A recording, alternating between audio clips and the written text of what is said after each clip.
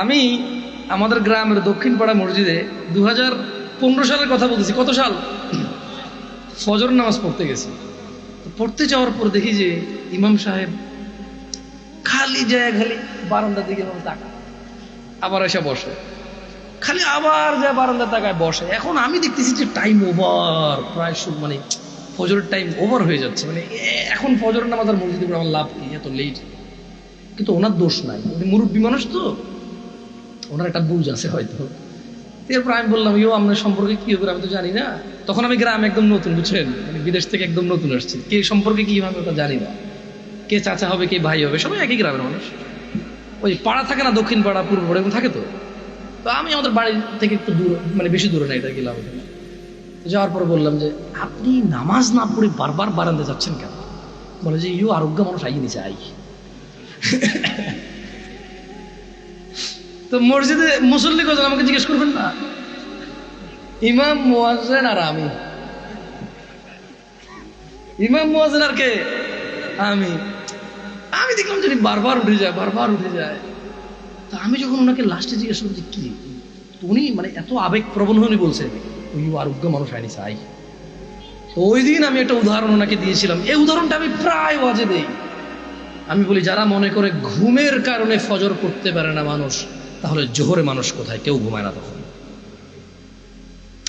যারা বলে কাজের ব্যস্ততায় জোহরে মানুষ নামাজ পড়ে না, আমি বলবো মাগরিব আর ইশায় কারো কাজ থাকে না, অফিসিয়াল সমস্ত ডিউটি 5টা বাজে শেষ, ঈশার নামাজের মানুষ কোথায়?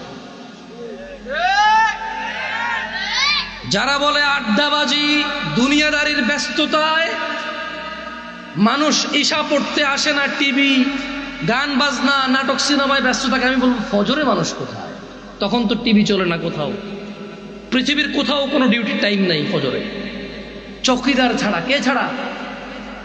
চৌকিদারে ছাড়া আর কিছু মানুষ রাস্তাঘাটে সিএনজি অটো চালায়, ট্রেন আসবে, বাস আসবে, মানুষকে ট্রান্সফার করবে, ওই লোকগুলো ছাড়া তেমন কারো কোনো কাজকর্ম নাই। তাহলে ফজরে মানুষ কোথায়? আপনি বলেন যে ঘুমে, তো ঘুম হলো জোহর, তো ঘুম নাই, কেন আসে না? তার মানে ঘুম কারণ না, কাজ কারণ না, আড্ডাবাজি, সিনেমা নাটকও কারণ না। কারণ হচ্ছে ও বিলিভই করে না যে নামাজ অত্যন্ত জরুরি ইসলামের স্তম্ভ টিকিয়ে রাখতে। মানে ও বিশ্বাস করে নামাজ ছাড়াও জান্নাতে চলে যাবে। ও বিশ্বাস করে নামাজ চিরদিন না পড়লেও ও মুসলমান থাকবে। এটা হচ্ছে মূল কারণ ও নামাজ না পড়ার।